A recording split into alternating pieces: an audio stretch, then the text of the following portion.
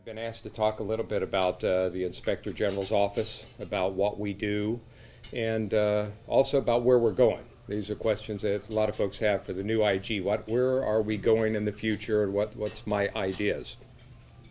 Well, first of all, if you would kind of bear with me, I'm going to talk about something that's very important to me. It really left an impact on me. A couple years ago, I went to a conference and I was a federal Inspector General. I've been a federal Inspector General at Defense Intelligence Agency, so I've been guarding the spies of America to make sure that we're trying to do everything within the boundaries and spending money within the boundaries where you can't really show a lot of this publicly where the money was. So Inspector Generals in that arena are very critical because, again, we work with Congress to make sure the money's spent right. Before that, I was at the Director of National Intelligence, and we stood up that office, and I was the Deputy Inspector General for Ambassador Negroponte.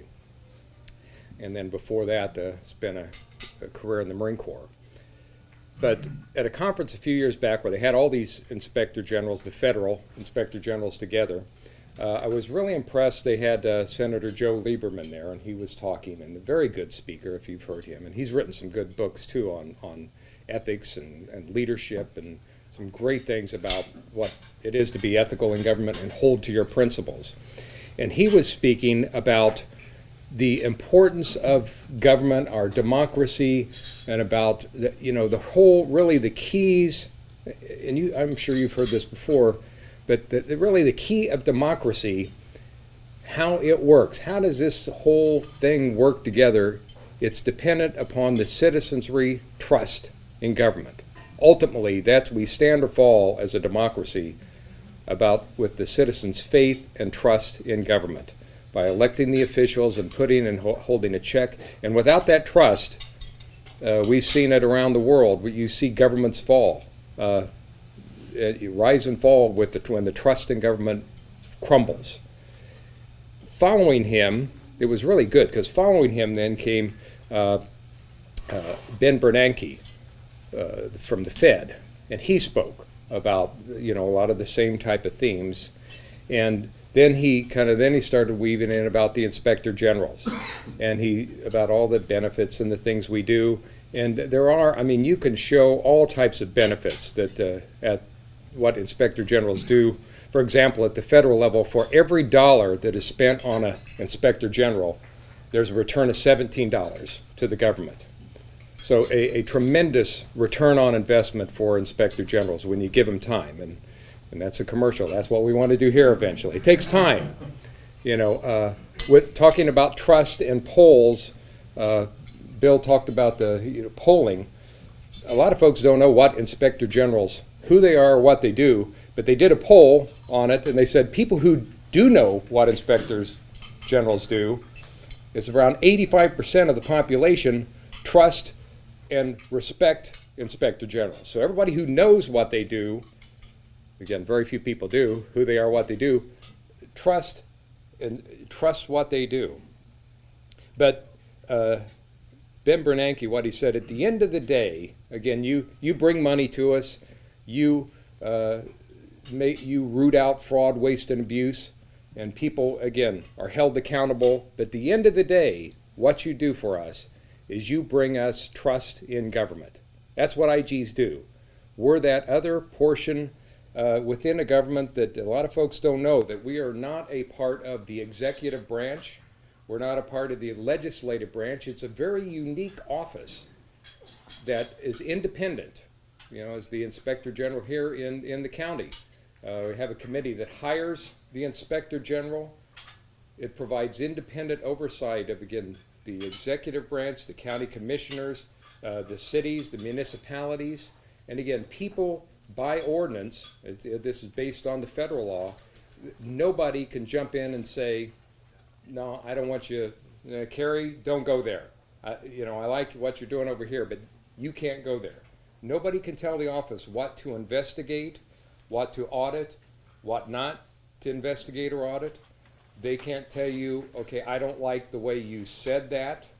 So I'm pretty, it's nice, I'm secure. I can't be fired for 4 years till my contract comes up. but unless I do something obviously illegal, unethical, that violates the laws. But so I have a vast protection in what we do, and that's the independence that inspector generals need at all levels, really to do that job as a check and balance.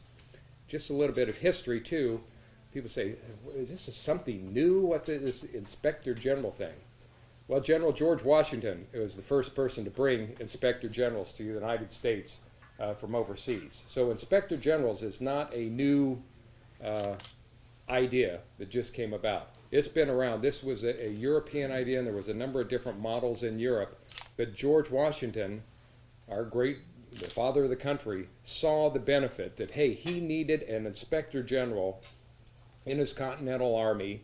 You know, this was even before the Constitution. He brought an inspector general and say, hey, I need somebody over here to tell me I've got some problems out there. I need an independent person to go out there to look around for me and to bring the word straight back to me.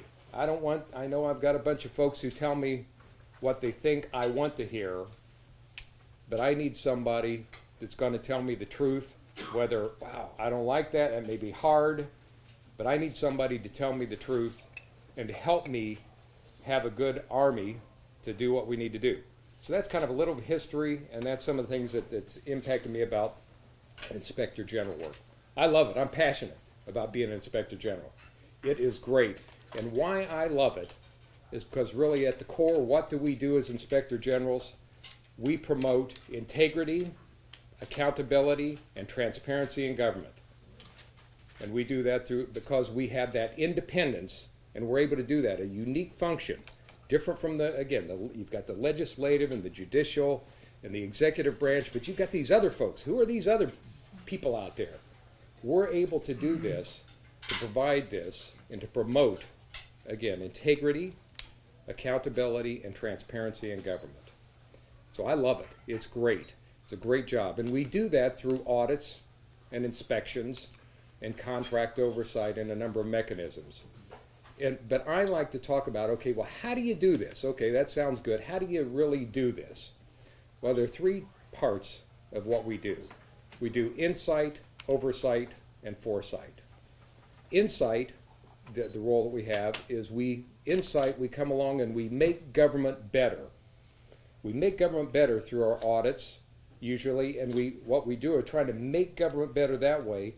We come in and we do audits and we do assessments of how we're doing government operations, and then we make recommendations to be more efficient, and that's where we make our recommendations to be more efficient to save the taxpayers' dollars.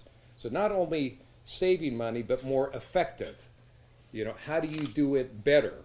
It may not be a money thing, but how should we be serving the taxpayers better? And so we provide insight. Some of the things in the insight that we've done, the audits just this office has done in the past years, the 4 years it's been in office, about $20 million worth of findings that they've had on question cost. Question cost are things like, hey, we're seeing you're not exactly spending the money. It may not be fraudulent, and it may not be illegal, but the taxpayers voted for laws of checks and balances, how to spend their money, and you're not spending it the way the taxpayers intended it to be spent. So we get people back in the box, because these questionable costs, if you don't get back in the box in the parameters, that's how eventually fraud can happen, because people are not watching it and you start going out. So we get people back in the box by identifying questionable costs. And then another millions of dollars they've got in identified cost that actually can be identified that, hey, wait a minute, this should be used differently, and readjust this money. You're wasting money over here, and it could be spent more wisely if you do it another way. And then finally, avoidable cost is, for example, if we find somebody who has been stealing, they found somebody who's been stealing property for a number of years. They've been getting by with this for a number of years because there wasn't proper management controls in place, and a lot of times checks and balances, and somebody's been taking equipment home. They find that this person has been stealing this. Well, number one, we turn them over to we investigate and we work with the state attorney's office to get them prosecuted. But in the money that we find, sometimes you can recover some of that stolen property, but you can also project for the next couple years out. Here's the good news: we've stopped this person, and for the next couple years, what that means, the next couple years, they won't be stealing this money, so we've saved, projected-wise, this money for the taxpayers. So those are the three categories that we do in insight usually, is again, question, identified, and projected costs. And then we're the other side of the coin, what IGs do.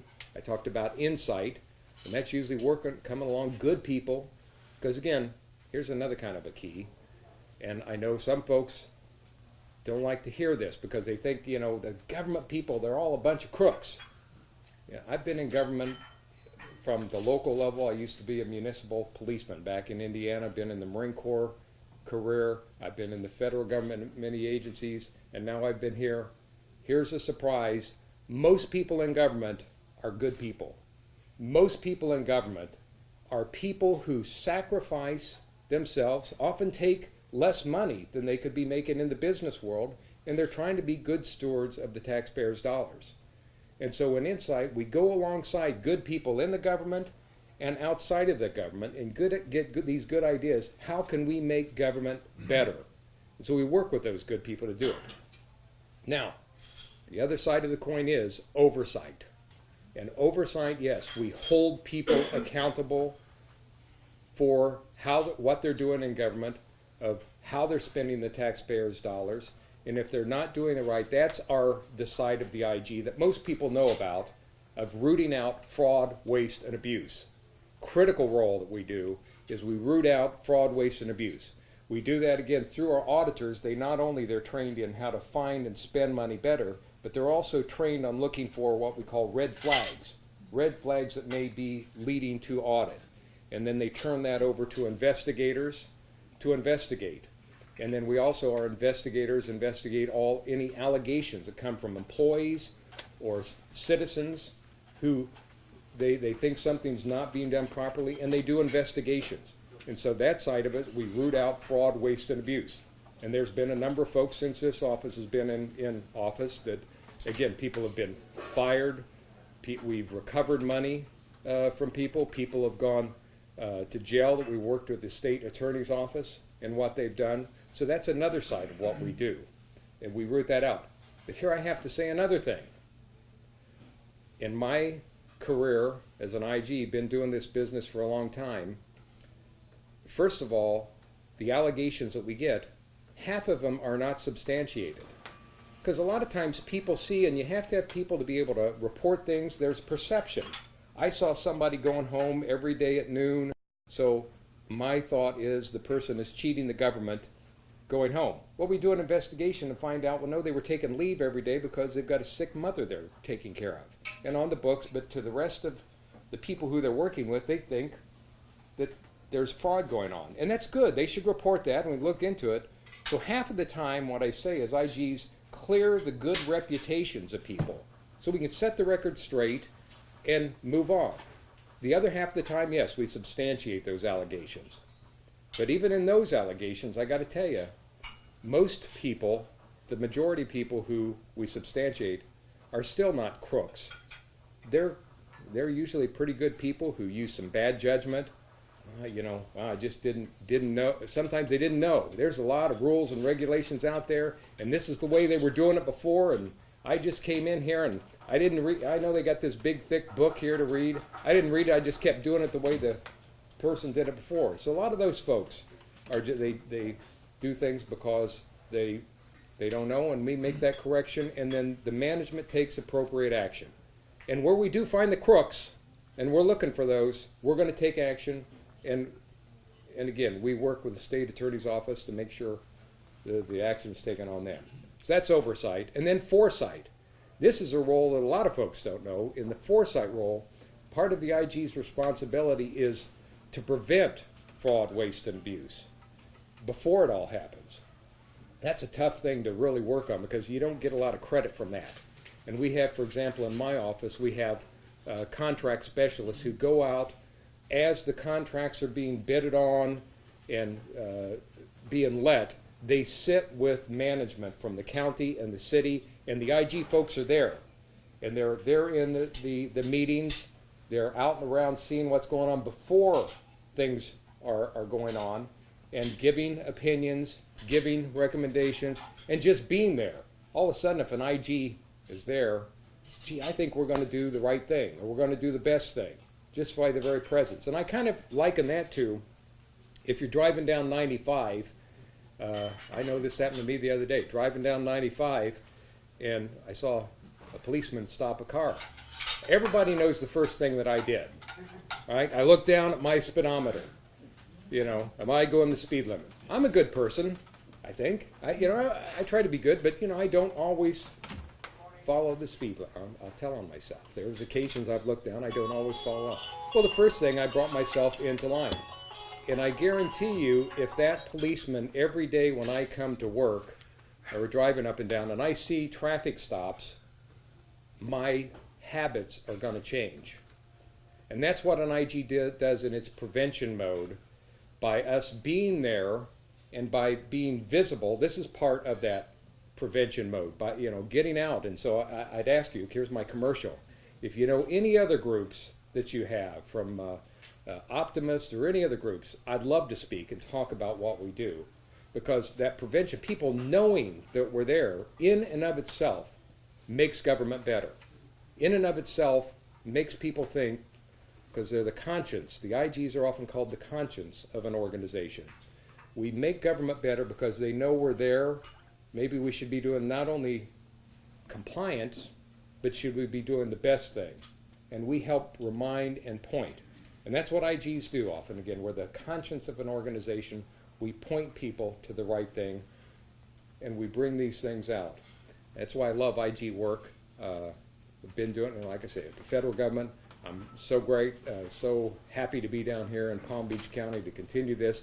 I like to be down here because I can see at more of the local level, you can see the results of your work a lot faster, and the impact is a lot more personal than the big mammoth federal level. So I'm really looking forward to where we're going. Now, just where are we going as the IG? What I want to do, I want to focus, we're going to do a risk assessment. One of the first things we're going to do is do a risk assessment. And what that is, you do business risk assessments about where the best opportunities and where's the bad things is going to hurt you. Well, IGs do this too. Where are the areas that we're spending the most money? Where are the areas that have the most likelihood for fraud, or the most likelihood for waste, or the most opportunities where we can make a positive impact? So we're going to do a risk analysis to try and focus our audits in the right areas, focus our investigations on the majors. So that's where we're going to focus. We're going to do more outreach, more preventative type of measures. I'm going to be doing more lessons learned. We've been around now for 4 years. And so now we can start looking at trends that's been going on. So we can show trends. Here's some things we've found to watch out for, and here's some best practices that we've seen that we would open, and some other training. So we're going to be doing more of that type of work in the IG on the way ahead. Got a good office, great folks, only 23 folks. Multi-billion-dollar operations going on here with the counties, the cities, the different organizations we oversee. We're small, but again, we've got a good group of folks going to do it. Hopefully the lawsuit will be settled soon. The cities, as you all know, sued the county. Again, some of the way paying for the IG was set up to rate around 40 people. Again, right now we've been functioning for the past number of years at 23. Again, we're going to do the best. They said, well, can you do this? Well, sure. We're going to do the best we can with what we have. And we're going to continue to do that. And can we do better with more? Certainly. You give us more, and we can go out there and make government that much better and have that much of an ability to provide this independent oversight for the organizations. That's my story of the IG world.